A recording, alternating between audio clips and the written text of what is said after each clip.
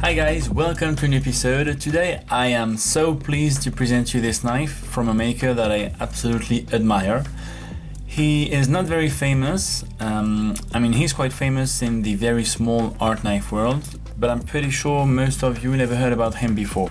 That's why I'm really pleased to present his work, because honestly, when you talk about level of finishing and attention to details, in my opinion, he's probably the best of the world. Just as simple as that. I'm gonna show you in a moment why I mean that, but first just a quick word about the maker. His name is Alexis Lecocq.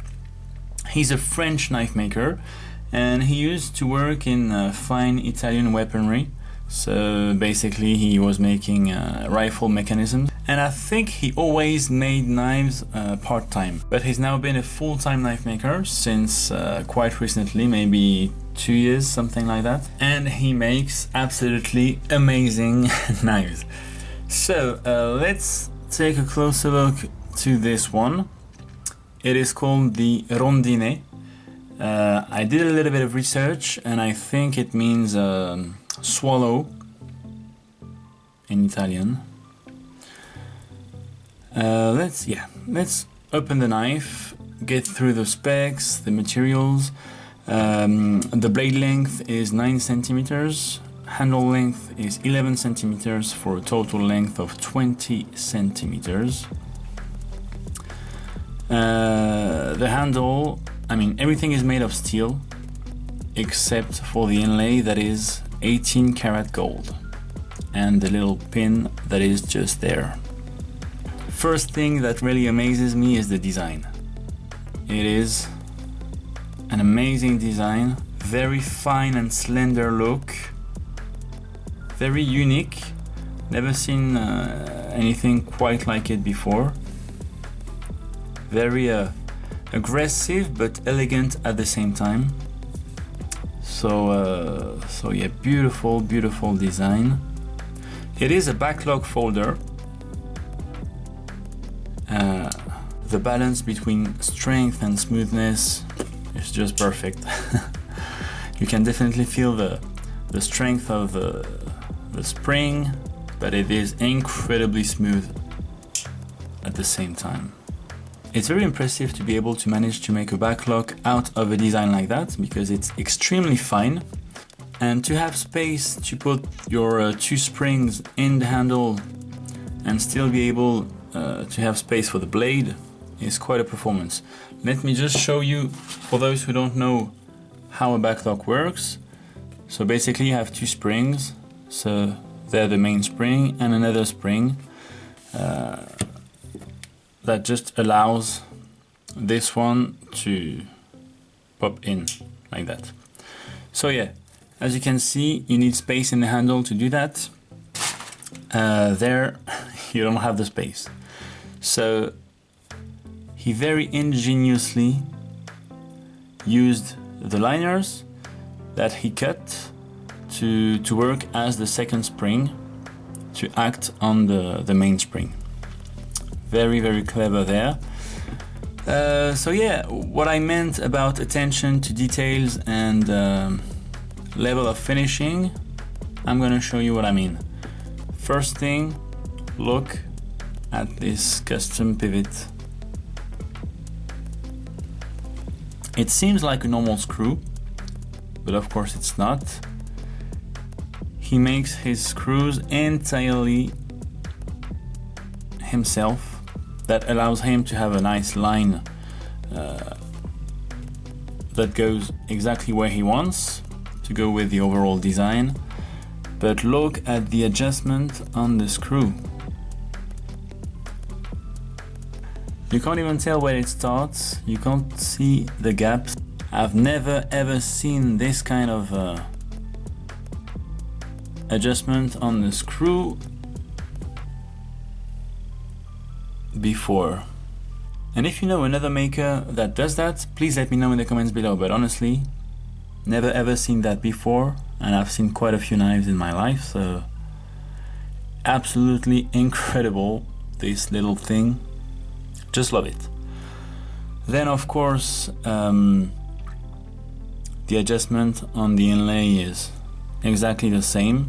Honestly, close your eyes, put your finger, you don't feel anything, absolutely anything. And that again is quite a performance, especially with a gold inlay, because it's very soft.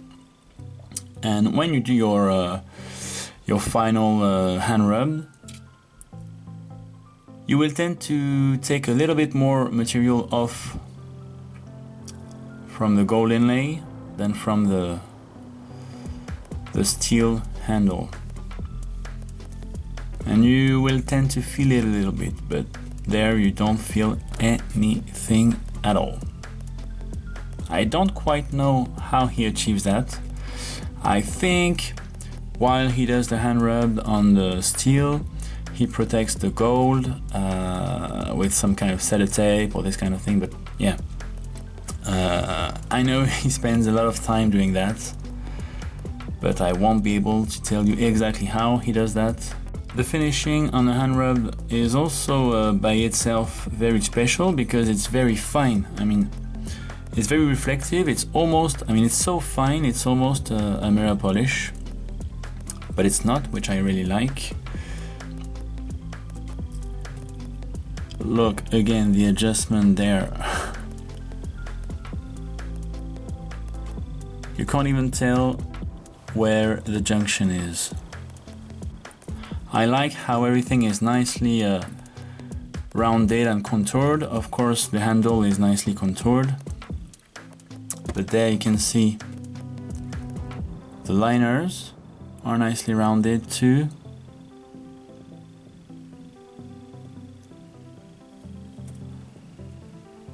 The spacer there is nicely rounded also.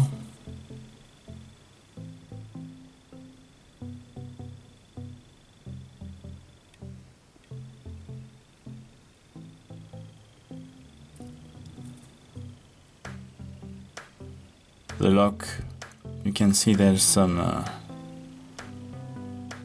chamfering. The blade is hollow grind, and we get this nice wedge on top that is hollow too.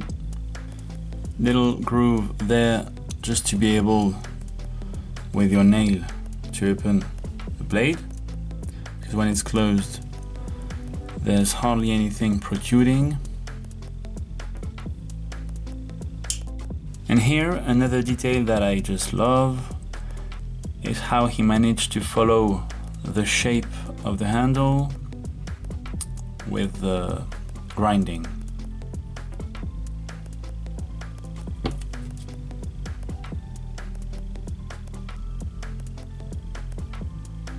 Just love how he thought about every little detail on this knife.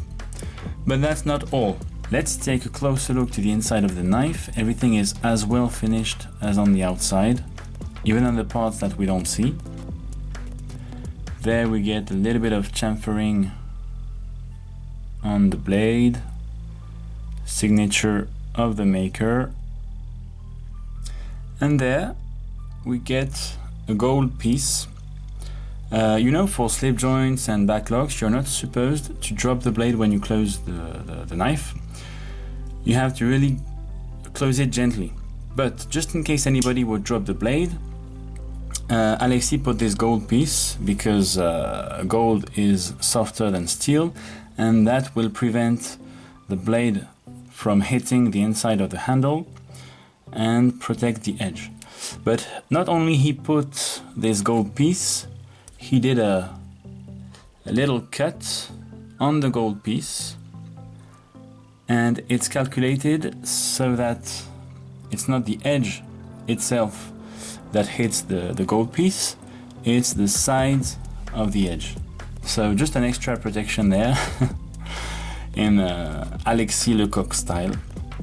Then in the middle there you get a cut on the spring, and that's just in case anybody would press the spring when the knife is closed so that the spring doesn't touch the edge.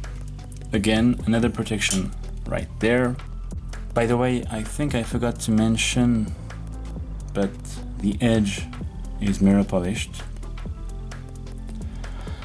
But yeah, that's not all, guys. Another detail, you can see that the spring sits a little bit higher than the blade. It's very hardly noticeable with your eyes, but you can feel it a little bit with your finger. It's done on purpose by Alexis Lecocq.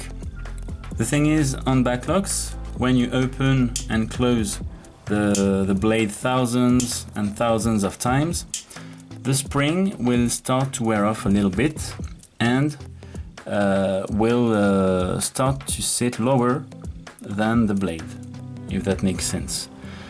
So Alexis just wanted to gain a bit of time and add a little bit of material on top of the spring, so that in 10, maybe 20 years time, it looks absolutely perfect. Who else on earth would make that? That just summarizes Alexis Lecocq's craziness for me. Now, another detail, and don't worry, it's nearly finished, but I'm not going to be able to show it to you on this knife. I'm just going to show you a picture of another one of his knives. That's a very similar knife to this one. I mean, it's the same actually. This one just doesn't have the swedgy part that's on this one. And we've got mother of pearl inlay instead of gold inlay. And I'm just going to show you something very cool. Maybe we'll be able to see it there. Yeah, you can see there we've got 3 pins holding the inlay, and they go from bigger to smaller just to go with the shape of the inlay. Very, very cool. He did the pins on this knife, but they are very hard to see. Yeah, there maybe you can see one, just there.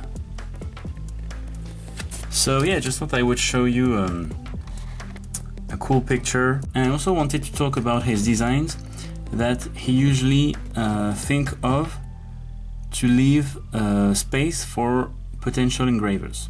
So the inlays are quite small and there is a lot of steel, so that the engraver can express his creativity. Just like on this one. Honestly, this one might seem a little bit over the top, but I've seen it in real life. It is... I'm not really into engravings, I must say. I tend to prefer, well, not engraved knives, but this one has nothing to do with the picture in real life. It's gorgeous, gorgeous, absolutely gorgeous. This one actually was engraved by Simone Fezzardi. So very, very cool engraver. The screw there is the moon. Then we've got some gold inlaid. Very, very cool. Anyway, as I said, really like the non-engraved version. Everything is so well done and perfect that it allows you to see all the little details, and with a lot of engravings it really distracts you and you can't really appreciate the level of finishing of the knife. So I think that's it for this one. I really hope you enjoyed it. Of course, forgot to mention as well, but blade centering is perfect. So yeah, really hope you enjoyed it. As usual, please leave a like if you did. And as always, I'll catch you in the next episode. Thanks for watching. Bye-bye.